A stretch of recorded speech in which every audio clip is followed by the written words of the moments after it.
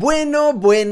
Durante el último mes me he visto absorbido por una de las últimas obras de Akira Toriyama, y es que en sus últimos meses no solo trabajó en Dragon Ball Daima, sino que también en la adaptación de una de sus obras más famosas. Y es que tras el final de su manga más vendido, Akira optó por hacer trabajos algo más cortos y más simples, y en el año 2000 uno destacó por encima de los demás, justamente del que hablaremos hoy. Por supuesto analizaremos su manga, pero sobre todo también su reciente adaptación al anime, que como veréis tiene cosas increíbles y también cosas un poco discutibles cuanto menos. Así que sin más, sed todos bienvenidos a mi análisis al último legado de Akira Toriyama. Sed todos bienvenidos a Sunland.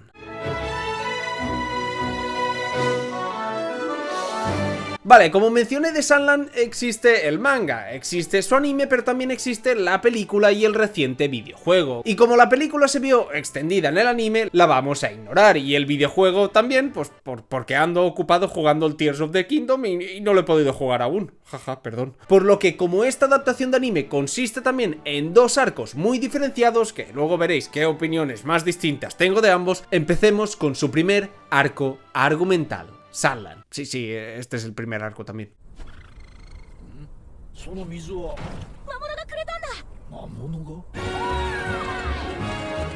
La premisa de la serie es realmente muy simple, pero su concepto me encantó desde la primera vez que la vi. La Tierra de la Arena, es decir Sunland, sufre de escasez de agua. La población humana, que en este universo incluye a demonios, desde hace décadas no tiene un suministro de agua, y eso les conlleva a tener una vida agotadora y demasiado dura en el desierto. Y todo esto fue debido a las guerras humanas. 50 años atrás fueron los humanos que mediante las guerras dejaron el mundo hecho un total desierto, y para colmo fue el mismo rey del país quien se apoderó de todo el agua de los ríos y quien se la vende embotellada a su población. Y esto es la base sobre la cual se erige toda la historia, y al menos a mí me parece demasiado interesante. Sunland se plantea como una tierra donde habitan humanos y demonios, donde se muestra claramente que los humanos pues temen a estos demonios. Tienen una enemistad histórica clara, y aún así Akira Toriyama nos muestra poco a poco que eso es solamente un relato por parte de los humanos, porque los verdaderos villanos en un mundo con demonios acabamos siendo los mismos humanos, literalmente causando la destrucción entre nosotros y la destrucción de todo el planeta. Una manera genial y sutil de mostrarnos la realidad de nuestros tiempos a través de una historia, porque la serie en un contexto como este te deja algo claro, y es que en un panorama prácticamente post-apocalíptico nuestro mayor enemigo seríamos nosotros mismos, y de esta manera es el cómo se nos presenta al trío de protagonistas de esta historia, quienes vienen a desafiar toda la lógica que se plantea de base en la historia, es decir, la relación humano-demonio y por supuesto la escasez de agua. Para ello se nos presenta a Tiff, un demonio anciano, un poco feote, no os voy a mentir, pero que cae realmente bastante bien y que por alguna extraña razón se viste de Papá Noel. No voy a discutir sus gustos. Luego tenemos a Belcebú, el príncipe de los demonios, quien su padre, por cierto, es el mismísimo Dabra. Bueno, aquí lo conocen como Lucifer, Satanás o Satán, pero vaya, que es Dabra. Y este tiene un diseño increíble, para mí súper reconocible, inspirado en los demonios de Dragon Ball, por supuesto, en parte también en Majin Buu con su capa, por supuesto también, pero es un personaje que rebosa vitalidad por todos sus poros. Él es quien aporta más esa sensación de fantasía al tener poderes únicos, lo que convierte la serie de una realista a una fantasiosa, donde se nota claramente que es un personaje de Toriyama, alegre, buena gente y de los tipos que se te quedan grabados en la memoria por su increíble carisma. Y por último, el Sheriff Rao, quien es seguramente el más complejo de todos. Se presenta como un hombre normal que quiere devolver el agua a su aldea, pero poco a poco se nos va contando más de él y su historia, se va conectando con los personajes y el propio mundo, y al final es él la clave que alimenta toda la aventura. Con estos personajes se embarcan a la aventura de encontrar el lago de agua, algo que beneficiaría a esta alianza temporal entre humanos y demonios. Y es que podemos ver ciertos paralelismos con los inicios de Dragon Ball clásico, donde Goku y Bulma se unen por sus intereses de encontrar las bolas de dragón, van topándose con otros personajes como Oolong y Yamcha, y todo se avecina como una historia simple en un universo simple, y lo interesante es ver cómo se relacionan dichos personajes entre ellos y con el mundo presentado. Y obviamente en Dragon Ball se hizo genial, pero debo decir que adoro cómo lo planteó y sobre todo cómo lo ejecutó Akira en este manga. Y es que la base es esta, un viaje con un objetivo fijo y sencillo, pero la gracia es que esta se convierte en una completa odisea llena de acción y de aventuras, donde sí, hay monstruos, donde sí, también hay bandidos, donde sí,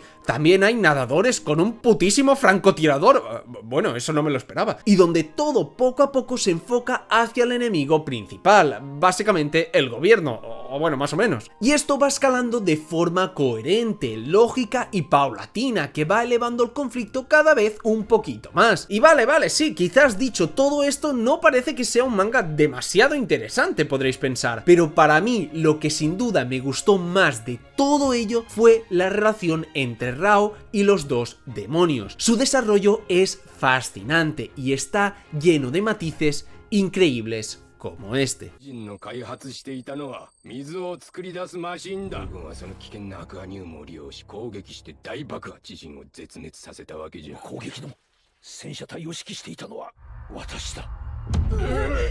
El punto más importante de toda la historia para mí es el conflicto del Sheriff Rao con los Pichis, o bueno, mejor dicho, el comandante Shiva, porque en realidad este personaje era un antiguo miembro del gobierno, era su comandante más famoso y era conocido como un héroe. Pero eso nos hace plantearnos muchas preguntas. ¿Por qué un héroe se escondería? ¿Por qué un héroe cambiaría su nombre y trataría de hacer ver que él desapareció? Pues eso fue debido justamente a las consecuencias de ser comandante. El gobierno le mandó acabar con una colonia de demonios, los llamados Pichis, unos seres que estaban tratando de construir una máquina con la que podían atentar a su nación. Él fue el comandante encargado de acabar con esa rebeldía, matando a toda esa especie y volviéndose el héroe que salvó a Sunland, pero justamente por ello lo perdió todo. La explosión fue tan grande que acabó matando a todos sus soldados, acabó arrasando con todo lo que estuviese a su alrededor, incluso con su casa e incluso con su esposa, la androide 18 por cierto. Fue tanto el dolor, su sensación de pérdida y de responsabilidad que este renunció al ejército, abandonó su nombre y la gloria de salvar a su país, porque simplemente no podía dejar de sentirse culpable por todo ello. Lo único que le quedaba era el consuelo pues de haber detenido a los Pichis y de haber conseguido evitar la destrucción de su nación, pasando a tener una vida con perfil bajo y tratando de vivir con todo ese peso encima. Por eso la revelación por parte de Toph le cae como una losa en su persona, porque él escondía su pasado, pero sus superiores también escondían el suyo. La realidad es que todo fue parte del plan de su general, un hombre llamado Zeu, que parece el tipo ese de las tropas del orgullo, por cierto también, que mintió sobre todo el incidente, incitó a Shiva a cometer un homicidio a toda una especie de demonios que, irónicamente, trataban de crear una máquina con la que traer agua a Sunland, con la que arreglar los problemas que los mismos humanos causaron. Pero que claro está, los humanos que estaban en el poder no querían arreglar nada, porque significaría perder su estatus, y para ello convirtió la vida de Shiva en un infierno, escribió la historia a su antojo y manipuló a toda la población como títeres para que el odio y rencor fuese dirigido, como siempre, hacia los demonios. Es aquí cuando Shiva empieza a dudar de todo y su perspectiva empieza a cambiar, y eso es justamente porque es el único personaje en este universo que se empieza a relacionar con los demonios, empieza también a escucharlos y empieza a entenderlos, dándose cuenta que todos los estereotipos creados por los humanos y sus superiores no son reales, que más bien todos ellos también eran víctimas. Históricamente a todos los problemas de los humanos se les echaba la culpa de todo a los demonios, incluso ocurrió así en este incidente de los Pichi, pero la realidad era muy distinta y solo se puede conocer por este acto de Shiva de aproximarse a ellos, que obviamente se aproximó a ellos por su beneficio y al principio no se fiaba absolutamente nada de ellos, pero gracias a hacerlo empieza a comprender la realidad, el cómo estos demonios no tienen nada que ver con lo que sus superiores decían, cómo lo máximo malvado que han hecho ellos es quedarse con la Nintendo debajo la almohada cuando deberían estar durmiendo, o no limpiarse el pirulo después de hacer pipí una de cada 30 veces. Y al menos a mí, cómo está planteado toda la base del mundo humano y del mundo de los demonios, me parece una absoluta maravilla.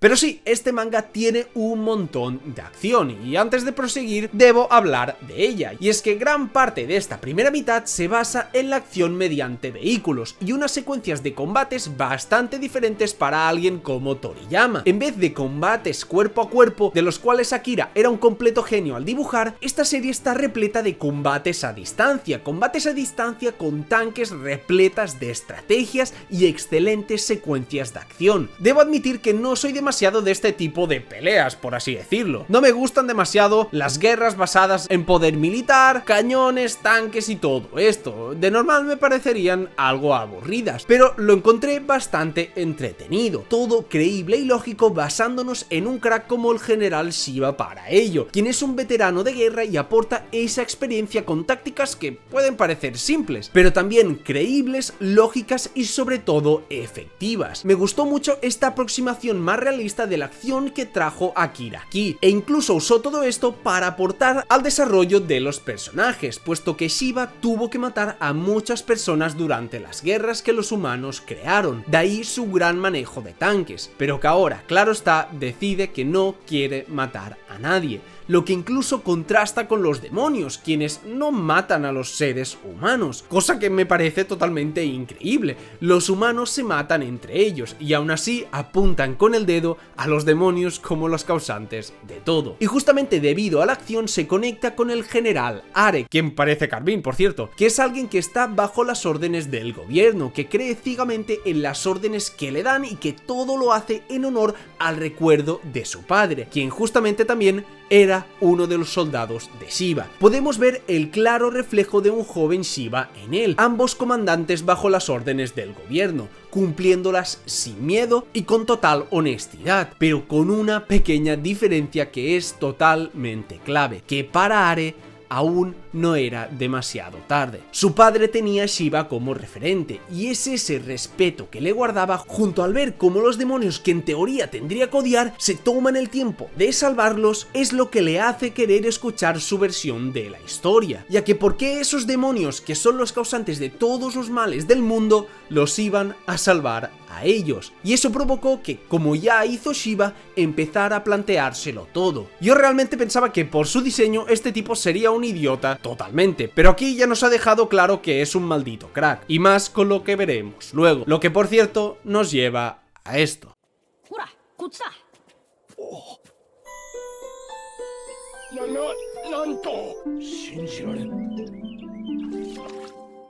La verdad, me extrañó demasiado esta escena al ver el lago, porque parecía que la historia podía tener su cierre aquí, pero estaba claro que Toriyama lo hizo con un propósito, dejarnos una escena totalmente maravillosa. Porque claro está, si tanto Shiba como los demonios decidiesen coger agua de aquí, posiblemente la historia podía acabar y más o menos todos podrían volver a tener un suministro de agua. Pero a su vez fue una jugada maestra al mostrarnos que ahí habitaban unos pocos pichis, los sobrevivientes de su especie, quienes fueron prácticamente aniquilados por tratar de ayudar a los humanos y quienes no merecían de nuevo pasar por lo mismo. Y eso es justamente lo que Shiba piensa al encontrarse con ellos, que no puede permitir que de nuevo sus vidas puedan ser arruinadas. Si el gobierno se enterase de esta fuente natural de agua, de seguro volverían a acabar con ellos. Es por eso que en un acto de no perpetuar su paz de nuevo, de no herirlos de nuevo, Shiba decide seguir adelante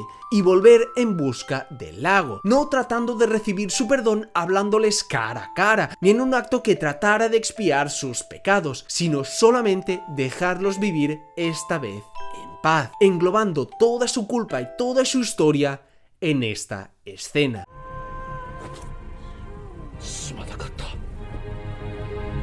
mi absoluta preferida de toda esta serie.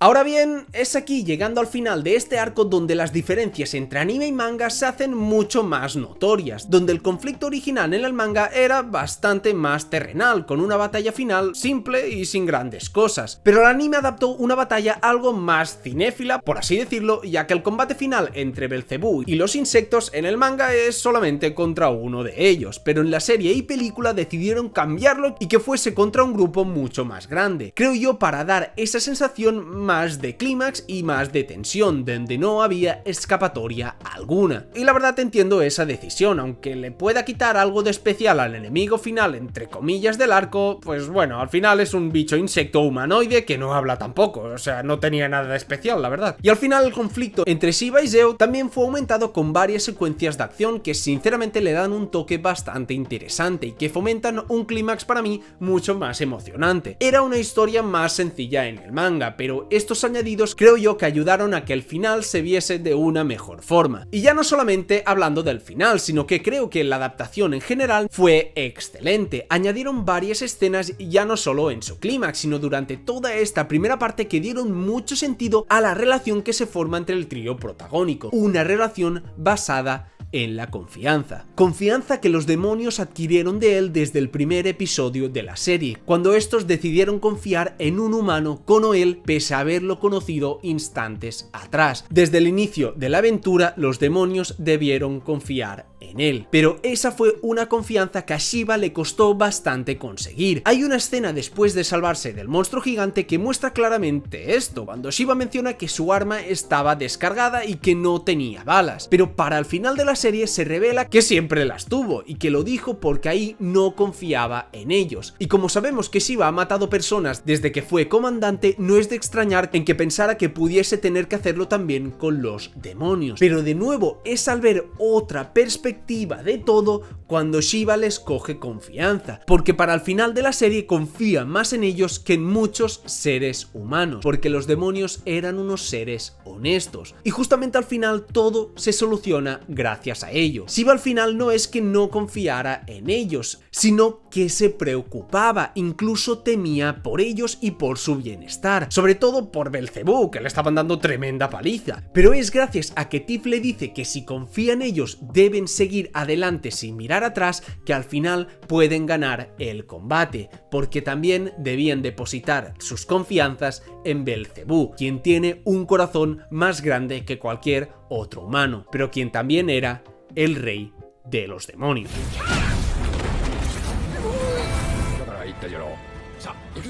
Pero no es solo eso, porque fue gracias a las palabras de Shiva y a la realidad detrás de todo, soportado por los actos desinteresados y bondadosos de los demonios, lo que hizo ganarse la confianza del comandante Are y permitirnos su aparición estelar en el clímax del combate cuando parecía que Shiva estaba perdido, haciendo para mí un paralelismo totalmente hermoso con él, porque ambos hicieron lo mismo. Para Shiva el disparo a los Pichis fue uno que cambió su vida para siempre y que condenó a su nación, mientras que ahora para Are ese disparo significaba lo contrario, cambiar su vida para siempre, pero para esta vez dar un futuro brillante a su nación, dar un futuro brillante a Sunland. Una magnífica conexión y un mensaje tremendamente potente.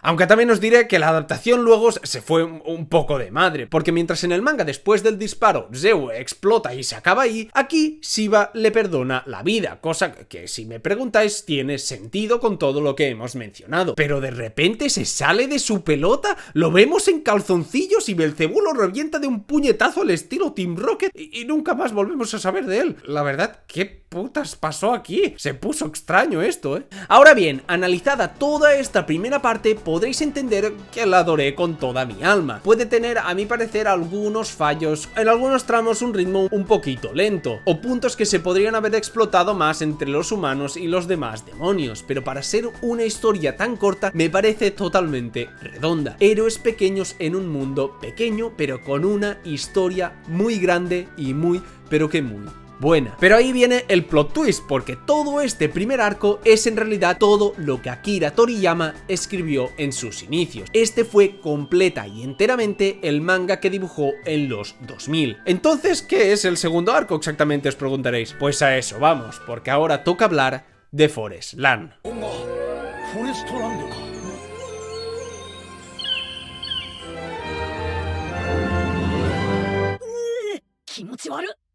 Cuando yo vi Sunland por primera vez no tenía idea de que este segundo arco era exclusivo del anime, pero desde el inicio yo noté como que algo andaba mal. La trama por el sexto episodio parecía haber cerrado al haber recuperado el lago y no entendía cómo podía ser que faltase media serie aún. Pues claro está, era porque habían creado una nueva parte de la historia, una que por supuesto no me parece ni de lejos tan buena como la primera, y trataré de explicaros el porqué. Primero, un detalle muy tonto que ya ocurrió en algunas partes de la primera mitad, pero que aquí se acentuó tantísimo que al final me molestaba muchísimo durante la experiencia, y es los personajes en 3D y 2D, el CGI contra la animación tradicional. Y es que durante toda la serie vemos personajes principales en 3D y personajes de fondo o menos importantes en 2D, cosa que puede chirriar un poquito a la vista, pero digamos que te acostumbras y no está mal del todo. La mayoría del tiempo ni siquiera lo notas, y además en su mayoría los diseños 3D están bastante geniales, llenos de vida y de movimiento, y aunque siga prefiriendo la animación tradicional, debo admitir que estaba bastante bien, al estilo de Dragon Ball Super Hero. Pero en esta segunda parte constantemente, y cuando digo constantemente es pues eso, constantemente, los personajes principales pasaban del 3D al 2D o al revés de escena a escenas sin ningún tipo de sentido, dependiendo de los movimientos que tuvieran que hacer o de si la secuencia era un flashback o no, tú los ibas cambiando del 3D al 2D. De repente veías al personaje dibujado ahí todo mono y de repente te metían el modelo en CGI en la cara otra vez, y visualmente para mí era horrible. Al menos yo no podía dejar de verlo cada vez que ocurría y se me hizo tremendamente cutre. Pero vaya, eso es un pequeño detalle, ni siquiera es mi mayor problema ni de lejos. Porque a ver, yo sin contexto alguno pensaba que esta segunda parte iría relacionada con el Zeo este, que volvería con algún plan malvado a recuperar Sunland, pero para sorpresa mía no aparece nunca más, y la historia se va para otro lado completamente, hacia una tierra colindante llamada Forest Land. Y no os mentiré, el inicio me ilusionó bastante porque mostraba al trío protagónico con sus interacciones fantásticas, pero añadiendo nuevos ingredientes que parecían bastante interesantes, como son nuevos personajes. Muniel, con el cual se expande el concepto de los ángeles en confrontación a los demonios, y Anne, con la cual se expande la historia hacia Forest Land. Y si bien, como digo, parecía interesante, poco a poco esta segunda parte se va desinflando. Y eso era porque se sentía como su primera parte, es decir, con una estructura repetitiva de salvar un reino de la gente que tiene el poder, que es demasiado similar a lo que ya ocurre en los primeros capítulos, pero perdiendo además bastante de su esencia por el camino, porque lo que veo yo lo mejor de la primera parte es la relación entre Tiff,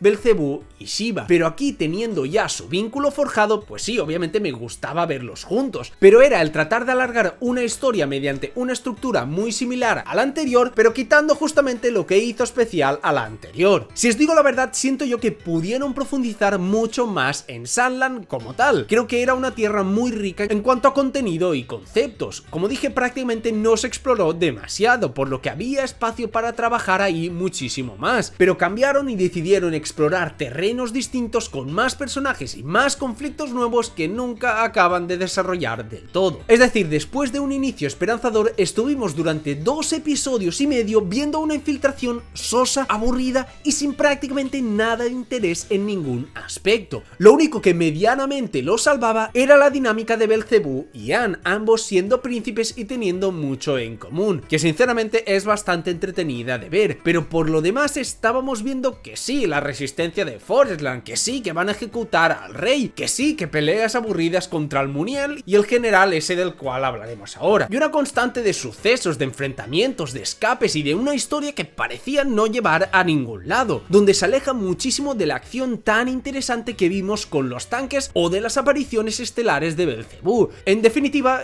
iba todo mal, hasta que llegó el episodio 10, el episodio que lo cambió todo.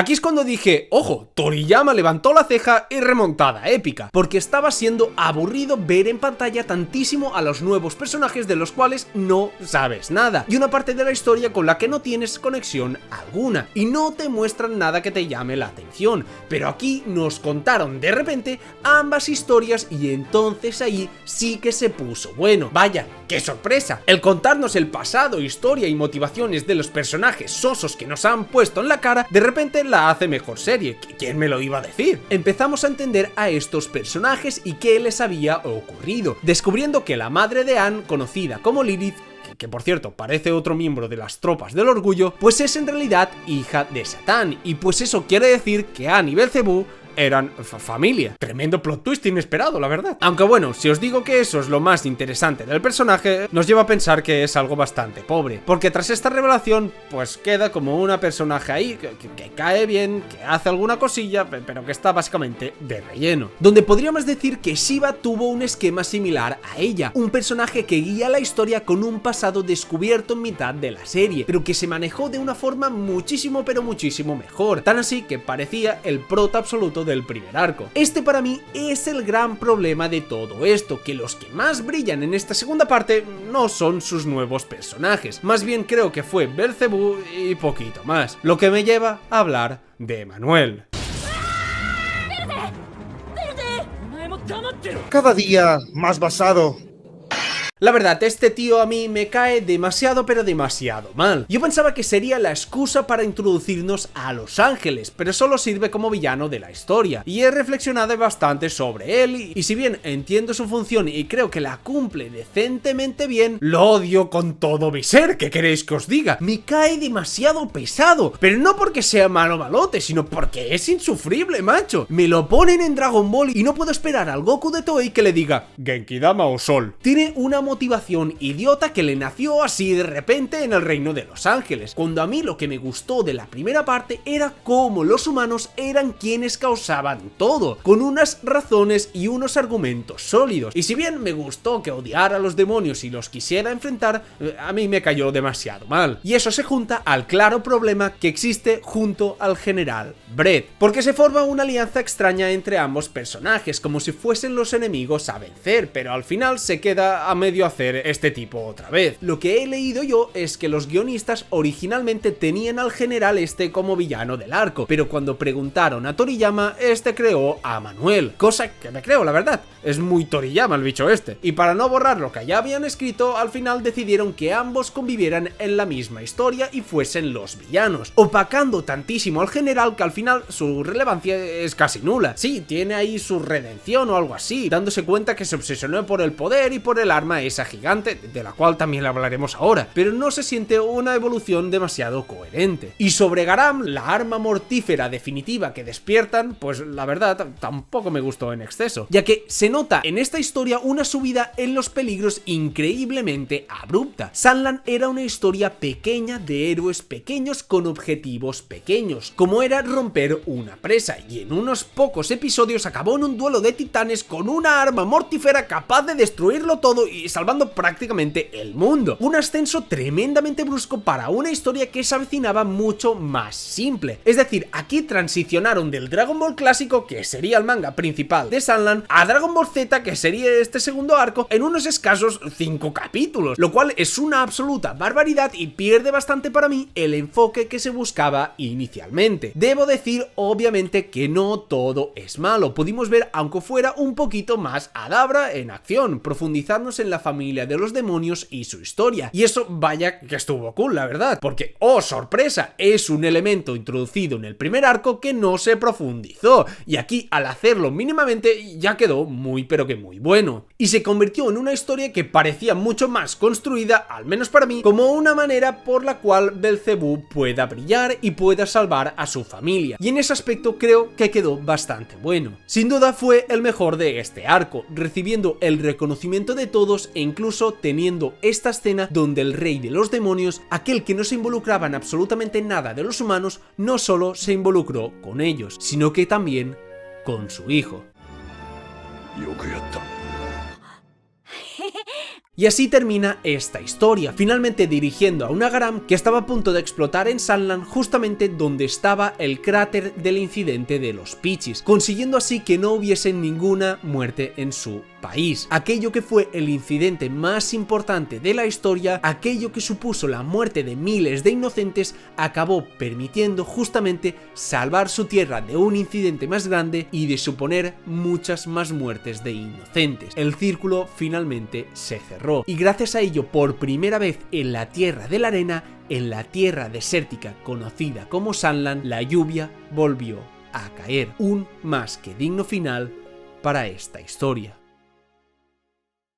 Y en definitiva así fue el legado de Akira Toriyama, para mí con una historia excelente en su primera mitad y con una segunda parte en la que obviamente Akira debió participar, pero estoy completamente seguro que no fue el actor principal ni de lejos, y eso para mí se notó muchísimo. Quizás si esta segunda parte hubiese sido una segunda temporada tras muchísimos años después de la primera, la habría cogido con ilusión y no la compararía tanto, pero yo que no tenía el contexto de que esto era un manga del 2000 que luego fue aumentado con otro arco, pues sinceramente disfruté bastante menos de esta segunda parte. Incluso leí que todo este trozo de la historia se explica mucho mejor en el videojuego y es preferible para entender su historia, pero ¿qué queréis que os diga? No creo que un videojuego pueda justificar a un anime, pero no estoy descontento con que todo esto exista. No me arrepiento de que exista porque eso permitió este segundo auge con una obra que llevaba mucho tiempo sepultada, y eso me permitió a mí conocer esta maravillosa historia, con una segunda parte que no es tan de mi agrado, pero con una primera parte absolutamente magnífica. Siempre recordaré a esta historia de Tiff, Belzebú y Shiva como una absoluta joya